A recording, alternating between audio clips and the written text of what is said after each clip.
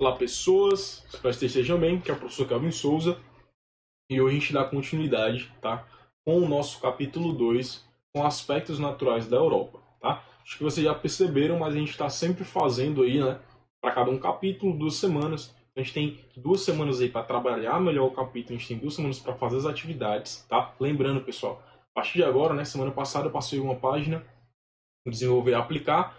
Essa semana, né, vou estar passando o resto das atividades junto com o SAI, então é importantíssimo que você faça, tá? E que a gente já está falando do terceiro bimestre. Essa semana ainda eu vou passar para vocês o trabalho, né, de recuperação. Não vou passar algo muito grandioso, vou passar algo simples, tá? Não vou passar como avaliação, tá? Não espere algo do tipo. Vai ser um trabalho, tá? Vocês vão me entregar e a gente aí trabalha essa recuperação paralela da melhor forma possível. Vou primeiro sondar aí com a tia Nisa a melhor data para eu passar isso aí para vocês não ficarem com aquele acumulado de trabalho, tá certo? Então a gente volta falando aqui sobre os aspectos naturais da Europa, tá bom? Então, litoral europeu, tá? As principais ilhas que nós temos, tá? As ilhas de destaque, tá? Que eu separei é a Islândia, tá? Que eram as maiores ilhas europeias, Chipre, as ilhas gregas, como por exemplo Mykonos, tá? Sicília e Sardenha, na Itália. Essas vão ser as principais ilhas da Europa, vão ser as principais ilhas que vão girar, né, fazer movimentar o turismo. Inclusive, o turismo ele já voltou aí nessas ilhas. Principais penínsulas, tá? São aquelas reentrâncias dentro do oceano. Então eu tenho a Península Ibérica, a Península dos Balcãs, Peloponeso e a Crimeia. Os principais mares que a gente tem de destaque. Todos eles são importantíssimos, mas os em negrito são os mais conhecidos, tá? Os que a gente fala mais. Então eu tenho o Mar Mediterrâneo, tá? Então a gente escuta muito falar sobre o clima mediterrâneo, sobre a questão da vegetação. Então, esse mar Mediterrâneo ele vai banhar tanto a Europa quanto o norte da África, tá? A gente viu isso daí no 8º ano, tá? No ano passado. É tanto que o norte da África vai apresentar características do clima mediterrâneo, assim como tem o Mar Negro, tá? Que é aquele nosso zero absoluto em relação à depressão, tá certo? Então, lá no Mar Negro eu tenho essa depressão absoluta, ou seja, ele está abaixo do nível do mar, e eu tenho o Mar Cáspio. Vamos lá. Em relação ao litoral da Europa, a gente já entendeu então que as hidrovias não funcionam muito bem na Europa. Eu tenho uma grande quantidade de rios na região, tá? No caso, no continente de uma maneira geral. E eu tenho o porto de Roterdã como o porto que movimenta a maior quantidade de containers. E eu acho que vocês sabem, não é? Aí, o que são os containers, que são aquelas estruturas metálicas que servem para armazenar, né, e os objetos que vão ser transportados. Lembrando que essas relações econômicas em relação às hidrovias, não é, que envolvem tanto os rios quanto os oceanos, faz parte daquele processo que a gente vê em geografia lá no 7º ano, quando a gente fala de setor de transporte, que é o setor aquaviário, tá certo? São setores em que a Europa tem um destaque muito grande, obviamente destaques maiores do que o destaque brasileiro, porque elas fazem isso há muito mais tempo, tá certo? Então os principais mercados onde a Europa vai estabelecer relações econômicas por meio da movimentação aí dessas rotas marítimas com os contêineres vão ser os mercados norte-americanos e o mercado asiático. Lembrando que, Kelvin, sei se já pararam para pensar, mas eu já parei, né? E às vezes não acontece de um navio desse afundar e esses containers serem perdidos. Acontece, pessoal. Acontece, por exemplo, deles perderem containers em relação a um mar muito violento, tá? Tá ocorrendo uma tempestade e aí os containers não estão bem fixos, presos um no outro ou bem amarrados, eles saem do barco mesmo, tá? E se perdem, a carga que tá ali se perde também. Se eu não me engano, ocorreu um acidente em 2006, ou foi 2006 ou foi 2007, eu não lembro o ano atual, em que um navio ele estava afundando, ele estava no processo, né, de afundar, porque uma das bombas, né, das caldeiras do navio, ela explodiu e gerou uma pequena abertura no casco. Né? A gente está falando aqui, então, de um navio que carrega toneladas aí de contêineres. Tá? É um navio próprio para carregar contêineres. A gente tinha mais de 300 contêineres. Então, a empresa responsável, ela enviou, não é, aí, outros navios contêineres para fazer essa remoção. Então, assim, imagina assim, em mar aberto, né, em alto mar, a empresa modificando, né? Tinha lá um navio que tinha um guindaste dentro desse navio, puxando aí um container de um navio que estava afundando e colocando no outro, tá? Pessoal, essa questão de navios sendo afundados é algo tão complexo que, assim, dependendo do estrago, em alguns casos é mais caro você transportar um navio que está afundando do que você só deixar ele afundar. Claro que, por exemplo, deixar um navio, né? Você abrir mão dele e deixar ele afundar, existe uma série de protocolos ambientais que têm que ser seguidos. O que esse navio estava transportando, se ele estava transportando algum metal pesado, se tinha óleo dentro do navio, antes de passar por esse processo, né, em que alguns navios de fato são deixados para dentro do fundo do oceano, todo o combustível tem que ser esvaziado para que isso não volte e retorne para a natureza.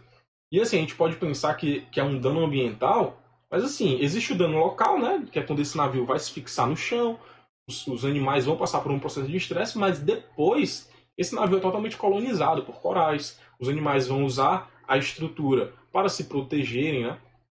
Os animais que necessitarem, geralmente os animais menores. Você vai ter uma grande comunidade ali coexistindo de tubarões, tá? Geralmente tubarões lixa, arraias, polvos, uma diversidade de peixes muito grande, lagostas, tá? Sem contar as infinidades de corais que vão estar ali existentes. Então, assim, ao passo que gera um impacto, isso também provoca um benefício. É tanto que alguns países fazem isso para gerar corais artificiais, tá? Então, é muito comum. Os corais, de uma maneira geral, no mundo, eles estão acabando por conta do aquecimento global e existem países que estão fazendo corais artificiais para tentar manter essa vida aí ativa. Isso foi só uma curiosidade, nada do que eu falei em relação a esse conteúdo aí. Quando a gente começou a falar desse caso, vai cair na prova. Climas da Europa, o chamado friozinho europeu, tá? Então vocês têm eu não coloquei a página, mas vocês têm um mapinha aí que mostra cada um dos tipos climáticos, tá? Então aqui eu vou ter o temperado oceânico, ou seja, vai estar próximo às zonas, tá certo? Dos trópicos, no caso aqui a gente está falando do trópico de Câncer, tá? Então, vai ocorrer na parte ocidental, ou seja, o lado oeste europeu, recebe influência de correntes quentes, tá? Lembra as correntes marítimas, como a corrente do Golfo. E o clima é úmido, com chuvas bem distribuídas ao longo do ano e temperaturas amenas. Próximo, frio de montanha, que é o que a gente vai ver lá na frente, tá? Esse clima frio de montanha, ele está relacionado aí com geralmente os Alpes suíços, são regiões aí da Itália e da Suíça que tem aí altitudes elevadas, tá? Lembrando, a gente já falou aí da questão do tectonismo na Europa, então tem encontro de placa tectônica, tem cadeia montanhosa sendo formada. Lembrando que a gente sempre precisa lembrar daquele conteúdo lá do sétimo ano sobre os fatores climáticos. Então eu vou ter aqui a influência da latitude, vou ter a influência da altitude, da maritimidade, as correntes marítimas e as massas de ar. Então tudo isso daqui vai ter uma influência na configuração climática europeia. Clima frio. Oxe, quando eu passar do Trópico de Câncer, que eu estiver entrando ali na zona polar ártica, já que eu estou indo sentido norte, eu vou ter climas frios e climas polares, tá certo? Então, clima frio, eu vou ter em latitudes iguais ou superiores a 60 graus, tá certo? Vai se estender até próximo do Círculo Polar Ártico, porque depois disso é um clima polar, tá? Invernos muito frios com a média, tá, de -8. Lembra do que a média? A média é o resultado da máxima com a mínima. Então, para dar -8, você já imagina que as temperaturas não oscilem tanto, tá? E verões amenos com temperatura... um verão ameno ali com uma temperatura em torno de 14 graus. É um Ceará da vida, entendeu? Então, assim, no frio, né? Você morre e vira um picolé. E quando tá aí no verão, você vira um sorvete derretendo, né? Um sorvete pastoso. porque 14 graus continua sendo um frio desgramento. Não sei se vocês já chegaram a pegar temperaturas assim, né? Tio Kelvin, ano passado, teve a brilhante ideia de viajar para Minas Gerais, e aí o tio Kelvin conheceu a cidade chamada Ouro Preto. No primeiro dia de Ouro Preto, fez 9 graus. Aí você imagina, você sai aqui de 32, 33 graus e você vai lá para um local que bate 9 graus aí 10 horas da noite. Rapaz, era muito legal. Você tava com 3 meias, não é? Com 2 blusas para frio, né? Era tão gelado, mas tão gelado, que quando você lavar a mão, parecia que a água queimava de tão gelado. Então, assim, é um negócio. Eu gostei, particularmente, né? Meus colegas não gostaram muito, não. E aí a gente tem o clima polar, tá certo? Esse clima polar vai ocorrer, obviamente, em porções muito restritas aí da Europa, tá? Principalmente em Noruega, Suécia, Finlândia e a parte russa que está relacionada com a Europa, tá? A zona polar vai ficar aí. As negativas, pessoal, aqui variam de -10 até -40, tá? E as positivas no verão vão no máximo até 9 graus. Então, assim, são locais em que o frio é extremo. E o mais importante disso, mesmo com esse frio extremo, as comunidades tradicionais conseguem sobreviver. Então, na Noruega, é muito comum, por exemplo, a alimentação ser feita com a caça das baleias, tá? São baleias específicas, não são as que estão listadas ou ameaçadas de extinção, em que a gordura desse animal é consumida. Então, assim, alimentos gordurosos aqui no clima polar, eles são muito apreciados, porque te dão uma reserva de gordura um pouco maior, tá? Então é muito comum isso acontecer. Kelvin, e é comum, por exemplo, das pessoas comerem ursos polares? Dependendo da comunidade tradicional, eles se alimentam de ursos polares também, tá? Então, é algo que faz parte da cultura desse povo, certo? Então, isso é algo comum para eles.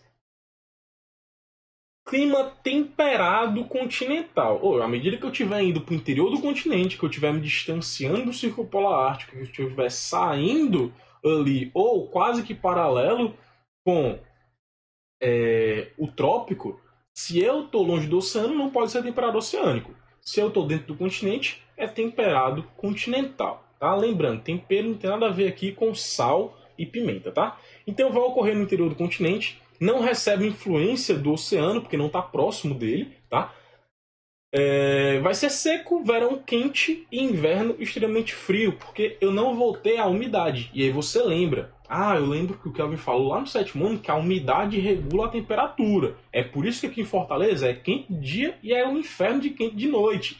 Mas quando eu vou lá pro interior, só é um inferno de quente de dia, porque de noite faz frio, eu tenho que me agasalhar no interior. Por quê? Eu não tenho a maritimidade, eu não tenho a umidade controlando e regulando a temperatura.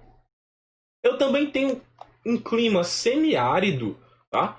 E aí eu já estou saindo dessa zona de trópico e indo no sentido do que seria a linha do Equador, tá? Então eu vou ter um clima semiárido, tá?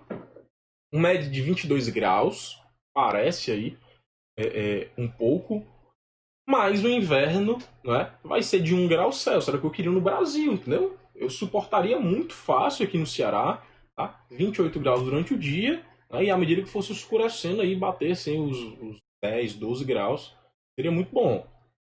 Daria para usar roupas mais bonitinhas do que só ficar de regata, né? Não dá para você ficar de regata a 1 grau Celsius se você não viver no local.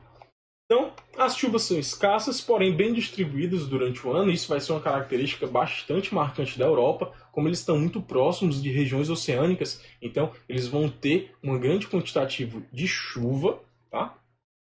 E eu tenho o clima mediterrâneo que eu comentei com vocês aí anteriormente, tá? Ocorre na porção sul, principalmente na que é banhada pelo mar, que dá esse nome, essa característica climática, que é o mar Mediterrâneo. Então vou ter verões quentes e secos, média térmica superior a 20 graus Celsius, tá? Então vai ser bem quente, mas o inverno também vai ser bem frio. Então, assim, tratando-se de inverno na Europa, ela registra aí temperaturas muito negativas. É muito comum com a porção norte, tá? E a parte nipônica que envolve a Ásia, tá certo? E aparentemente os desafortunados foram nós que moramos aqui muito próximo da linha do Equador, né?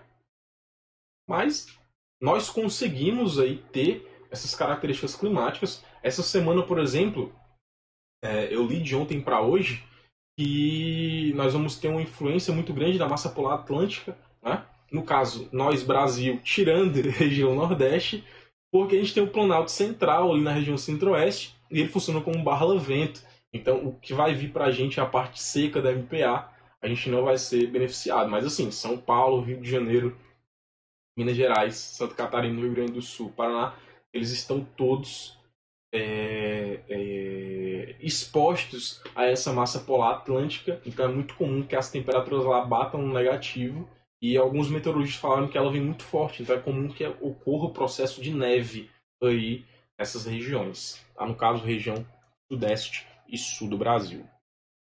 Paisagens naturais da Europa. Para eu falar de paisagem, eu preciso também entender a vegetação, tá? Então vamos lá, ó, de maneira bem resumida para a gente, tá? Porque é só você prestar atenção na questão climática. Tundra, Kelvin, tundra, está em menor ou maior quantidade? Está em menor quantidade, porque faz parte aqui do Círculo Polar Ártico. Então não tem como eu ter uma vegetação muito grande se eu tenho temperaturas muito negativas. A planta não consegue sobreviver. O que é que vai ser comum em tundra, Kelvin? Floresta, perdão, né? Vegetação rasteira, musgos, líquens, tá? Isso vai ser comum no verão, tá? Então, os animais se alimentam disso, eles vão para lá no verão. E antes disso, eles ficam nessa área rosa, que é uma área aqui mais amena, que é a taiga, que é frio, mas apresenta aí uma constituição mais diversa, tá? É uma floresta mais heterogênea. E aí eu vou ter a floresta de coníferas, que é conhecida por taiga. Por que é que o nome é floresta de coníferas? Porque os pinheiros são em formatos cônicos. E eles têm esse formato para que a neve não se acumule nos galhos e quebre os galhos da planta, para que ela escorra, tá bom? Só lembrar aí dos eventos aí norte-americanos, onde tem o Natal, que o pessoal compra os pinheiros. Aquilo ali é um pinheiro, aquilo faz parte da floresta de conífera, faz parte da taiga. Próximo, em verde, floresta temperada, é uma floresta extremamente heterogênea, tá certo? Ou seja, apresenta uma grande diversidade biológica de animais. Vegetação de altitude está voltada para as partes mais altas do relevo, então a gente percebe que são poucas também, tá? Pouquíssimas. Vegetação mediterrânea, associada ao clima mediterrâneo, tá? Envolve tanto essa porção sul da Europa quanto aqui, ó, o nortezinho da África. E os estepes e as pradarias vão ser muito parecidos com os nossos campos sulinos, né? Com as nossas pradarias aqui do Brasil. Vai ser aquela vegetaçãozinha rasteira, tá? Não vai ter árvore de grande porte. E em relação à vegetação, é isso, é muito supimpa a gente entender, porque a gente só precisa entender uma vez. Depois que entendeu, já era. Porque em todos os outros continentes vai ser praticamente a mesma coisa. Tirando o Brasil, né? O Brasil é um pouquinho de exceção, e o continente africano, o resto é muito parecido. Então, se você consegue entender a constituição vegetacional da Europa, você entende a da América do Norte, você entende a da Ásia. Tá? A Oceania também é algo à parte. Agora, se você entende a do Brasil, você entende a da África, que é praticamente a mesma coisa.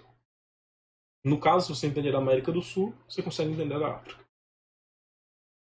Floresta temperada, tá? Essa floresta ela vai ser dividida em 3 estratos.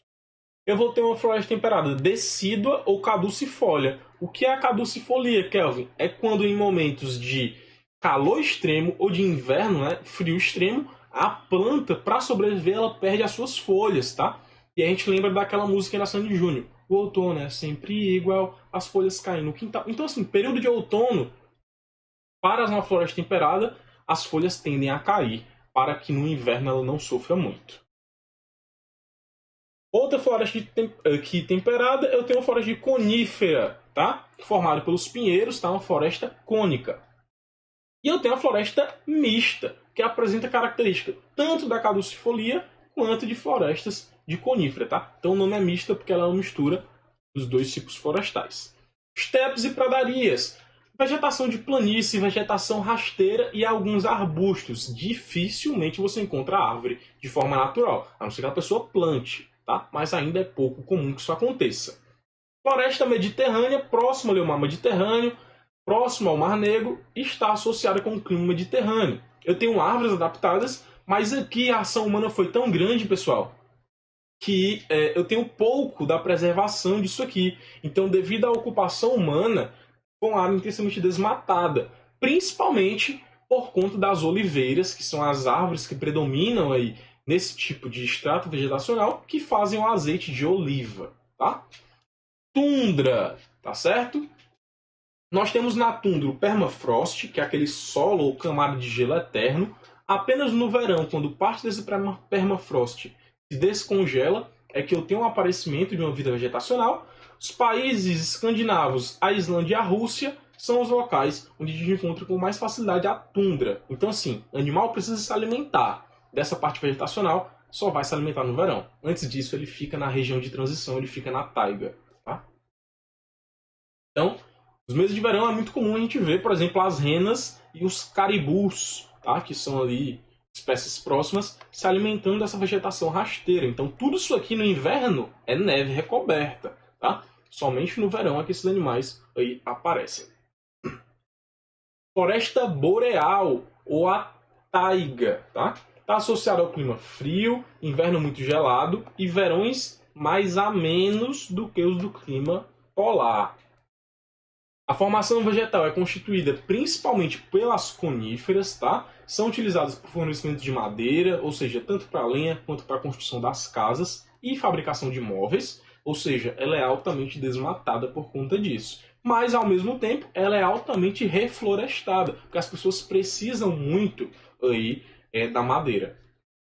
É por isso que a gente vê muito, tá, em filmes, principalmente filmes norte-americanos e europeus, o pessoal cortando lenha, tá? As casas, principalmente casas de veraneio, né, as casas que passam o final de semana, que aqui são no litoral, lá são próximo a algum recurso hídrico, né, um rio, um lago, e são feitas de madeira, tá? Porque a madeira é um bom isolante térmico para o frio. Então, que é uma floresta de conífero, um negócio assim, belíssimo, tá? Vegetação de altitude, ou seja, nos locais onde eu tiver aí uma altitude extremamente elevada, eu vou ter ali as montanhas, eu vou ter temperaturas baixas por conta da altitude. Lembra, à medida que eu caminho, né, para locais mais altos, a temperatura tende a diminuir 1 grau para cada aí, 1 quilômetro percorrido. Então, assim, eu vou ter grandes quantidades de gelo permanente e as pessoas vão aproveitar o inverno nesses locais. As principais árvores que eu vou ter vão ser as coníferas também, tá? E eu vou ter como exemplo aqui os Alpes suíços e a região ali da Itália, onde as pessoas vão praticar, por exemplo, o esqui e o snowboard. Então, assim, muito simples, tá? Basta você entender os conceitos básicos e os conceitos necessários dos anos passados e você consegue aí entender a questão climática e vegetacional da Europa. A gente encerra aí esse primeiro capítulo. Espero que vocês estejam bem, fiquem bem. Muito obrigado por estar acompanhando a aula. Estou morrendo de saudade. Espero que a gente se veja em breve, tá? Um beijão do tio Kevin para vocês. Tenham uma ótima semana